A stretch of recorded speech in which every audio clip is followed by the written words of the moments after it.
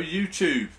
Thanks for checking out my first ever sort of review slash gameplay dash first thoughts video for a PS3 game. Just to let you know that this has been hooked up to my Dazzle recorder. It's the first time I've ever tried recording footage for my PS3, so it's a little bit shaky in places, and obviously it's not in high definition or anything, so yeah. But it's the best I could do, and to be fair it hasn't come out that bad, so anyway. Yeah, in Asda the other night, and I didn't realise that it was out, and that is F1 2012, which you can see the gameplay of here. Well, what can you say about this game? I mean, I'm a big Formula 1 fan, and it's actually the third game in the series that I've bought. I've bought 2010, 2011, and now 2012, and this is a game series for me that defines race car games for me. I really went off Formula 1 games probably around the N64 era, after I played a few games on the PlayStation, some of the Formula 1 games back then, the original PlayStation.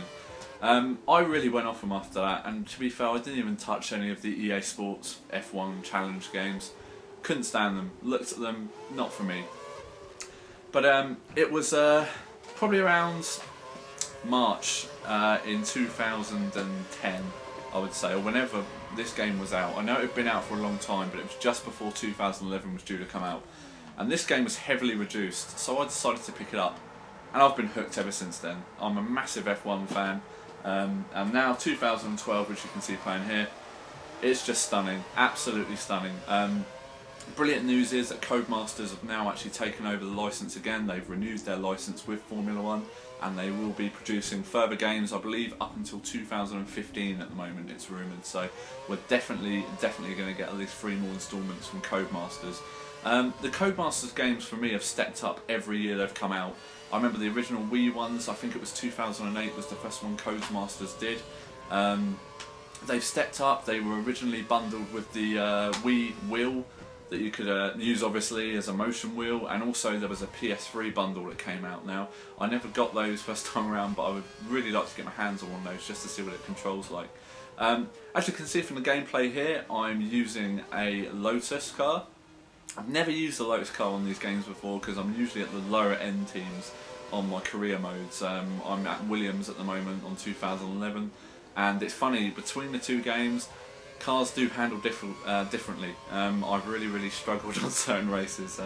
I've done Monaco and Marine Bay, so for this video here, which you'll see. Yeah, this game is so realistic, it's unbelievable. If you're a Formula 1 fan or racing fan in general, you're really going to enjoy this game. It's well, it's not rumoured at all. It's proven that this is actually used in the driving simulators that the Formula 1 drivers do between races. They can't test in real life, so they have to do these tracks somehow. It's been deemed realistic enough to be adopted by the Red Bull racing team and also the McLaren racing team, that their drivers are constantly put in the simulators to try and get the best times on tracks and learn. And even at the weekend at the Grand Prix in Singapore, there was a segment on the BBC coverage of Lewis Hamilton, Bruno Senna and Heikki Kovalainen doing a challenge on the actual game itself, and yeah, you can just see the racing lines they keep and stuff. It's absolutely incredible. So this game obviously is good enough for the pros. It's definitely good enough for me to invest some money in on release pretty much. But it was actually a gift from my girlfriend. We were out one night in Asda and she saw it and said, "Would you like it?" So it was a no-brainer, but thank you very much, Sam. It's a game that I've played probably on and off now for about an hour and a half since I got it. I just don't really get the chance to play games as much as I would like. But some of the things I've really enjoyed about this game, well, there's just so many really. Just the little tweaks they've made to the game. I mean, you can see running on the tracks here. The whole thing just seems to fly, you know, just seems to work flawlessly for me. Coming from 2011, I'm still playing that at the moment. Well, I was up until a week ago, and I just won the World Championship on it. So this game stepped up in certain areas where this one probably could have done with it. You know, sort of a few things on 2011 and 2010 probably could have had involved at the stage when it was released, because it was only things like the celebration modes and things like that after races, little cutscenes and stuff. Yeah, I mean, 2012 just brings it all together for me, and I think I'm really going to enjoy this game. Like I said, I've not done pretty much any PS3 pickup videos before, individual ones, but I had to make a video for this separately because I was just absolutely blown away by it. And it's not often that you play a game that you're absolutely blown away by. And yeah, I can see myself investing an awful lot of time into this game. They've got the 2012-13 rundown of tracks, basically. Everything there is sorted. They've got the lineups for this year, obviously, with tweaks to the bodywork on some cars, with the new design of nose cones and things like that. The tyres have been invested in a lot on this game as well. Apparently they go off a lot more during the races, and you know, you really need to be tactical with your tyres and look after your tyres during races. The longest race I've currently done, I think, is at 25 laps, and I had to make 2 pit stops there, one for a new nose cone and one for some tyres. So yeah, you really need to set up your car correctly on this game, because if you don't, it's going to be a steep learning curve. Now, when I first started off on these F1 games, I found them a bit difficult, but I kept wanting to be good at them, basically because of the graphical content there. They were absolute stunning games to play, and for a Formula 1 fan to be able to control something like that with the brilliant camera angles you can have, it was something I really wanted to master. So I started off with the track outline for the racing line on there on 2010, also braking assist and also gears. On this footage here I can say that there was no racing line, as you can see. The braking was done by me. The first part of the video at Monaco was done by the computer and automatic gears, and I actually did Marine Bay, Singapore. I actually did that. Everything was me. So yeah, it's a game that you get a lot of gratitude from. You know, sort of when you've finally mastered bits, and then it's just trying to hone your skills on certain tracks and get brilliant times.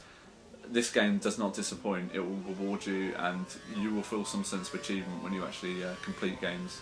Because on the hardest level, I went through 7 races and I finished top 14 once. I'd say I was literally 14th, 15th every race. So difficult. The damage on this is just unbelievable as well. You can just, it's like in real life, you can just touch someone's front wing and you'll get a puncture. The safety car on this game is a bit lax. I've heard rumours that the safety car comes out and guides you around. I think it came out in the last one as well, but I was yet to see it on the old one. And to be fair, I haven't seen it on 2012. But like I said, I haven't invested an awful lot of time on it.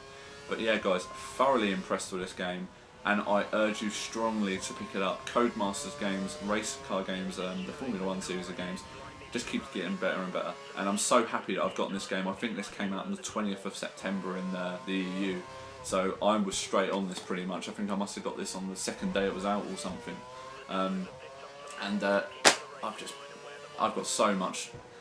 Well, I've got an hour and a half out of it so far, but I will get so much gameplay out of that. I mean, pretty much the only thing I use my PS3 for is the occasional sort of football game, occasional sort of Rainbow Six game, Uncharted, or F1. F1 dominates my machine. And I absolutely love this game, and I'm going to get a lot of enjoyment out of it.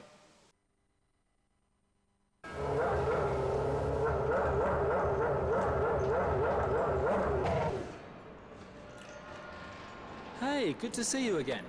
As your race engineer, it's my job to support you this weekend. When you're out on track, we'll remain in contact via radio. I'll feed you information as and when you need it. As discussed in the team briefing, we're not looking for outright speed to begin with, so just take your time.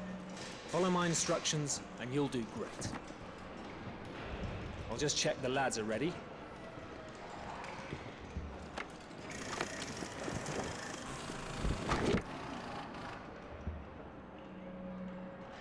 We'll attach comms when you're in the car. So, as you can see, another brilliant thing on this game is that if you're a complete novice at these games and never played Formula 1 before, this game even has like a tutorial mode, very similar to sort of the licensed type gaming that you get on, say, Gran Turismo or something like that. There's basically a series of tests. You get a selection of Red Bull Racing, McLaren and Ferrari at the beginning. Basically, you just choose one of these and you'll get different cutscenes. So I chose McLaren. I got a McLaren cutscene of me getting into the car, putting on the helmet and stuff. And basically then you have to perform a series of tests like braking, accelerating, going through your gears. It teaches you all the basics to the game, activating KERS, and yeah, just basically it will give you a really good grounding into the game. Really recommended, and again, hats off to Codemasters for putting this in, because sometimes these games can scare new gamers away effectively because they're quite complex. One of the reasons why it took me so long to actually buy Formula 1 2010, basically because I thought I wouldn't have time to actually get into the game. But this is absolutely brilliant, as there's just enough there. I believe there's about 5 or 6 difficult tasks where you've got to get around chicanes in certain times, but to be honest, the more you do those little drills and tests, the better you're going to get at the game. So yeah, a real plus point to this game. It's probably something that could have been used in 2011. Now you might think this is a bit strange, but one of the things that people do love about F1, you only have to look at the BBC's coverage. It's the opening sequence for the programme beginning is just crashes being shown. The crashes on this game that you can actually create are just incredible. You can see from the footage here, my first one was at Monaco. I just clipped the barrier, around I went, and about 5 cars went into me.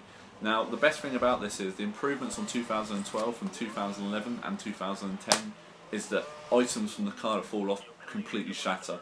When you hit the walls and stuff, or other cars, things came off in massive clumps, like you would lose parts of the front wing would fly off your car, or you would just lose the whole of your nose cone would fall off. Things actually shatter on this game, and you can actually pick up punctures if you come back over it later on in the race. You can see the fine little shards of all of this carbon fibre and bits and bobs, everything on the floor that make up these Formula 1 cars is on the floor. Also the handling, like I said, if you go too far up on the curbs, you're going to absolutely skid all over the place. There's some footage here of me just clipping a curb or clipping a barrier or something, just going flying, absolutely flying helplessly into barriers and things. It's pretty unforgiving on certain circuits. Also, I haven't tried it in the rain yet, but I'm sure it's probably the same. So as with the last instalments of the game, we've got the camera angles. All of these camera angles are brilliant to drive in. The only one I can't get into at the moment is the nose cone view. Basically because you can't see the tyres, you can't see how you're steering into corners or what line you've really got, how your car's positioned, and yeah, I mean, apart from that, I use pretty much every other view. I believe there's 6 views. There's 2 up at the back of the car, there's 2 sort of, one looking down from the top camera of the car into the cockpit, there's then 1 to the side, and I believe there's 1 with your hands on the steering wheel, and then there's the nose cone one. I think that's 6 I've just said there. But yeah, they're all pretty good and very manageable, but my favourite is usually the over the top car one. Not the one when you're watching the car on the track, you're actually watching into the cockpit. That seems to be the easiest one for me. I really enjoy using that. The only other things I can say about this game, guys, is that the menus, the interface of the game has been completely overhauled, and once again we've got an amazing intro to the game with some great musical content. I absolutely love this game, guys. I've said it countless times during this little review here. Bit of gameplay, so you know, I just felt I had to put this video up. I recorded it. I've never been so impressed with a Formula 1 game in my life, and I'm a big Formula 1 fan, so it was going to be difficult to live up to expectations of 2011. Being honest with you, 2010 was still the one I really always went to. I loved playing this game, but now it's been surpassed by 2012. Well done, Codemasters, on another brilliant Formula 1 game. Thanks for checking out this review, guys. Please feel free to comment, rate and subscribe, and hopefully this won't be the last PS3 video I actually managed to capture on my laptop with my Dazzle recorder. Take it easy, guys, and I'll see you all soon.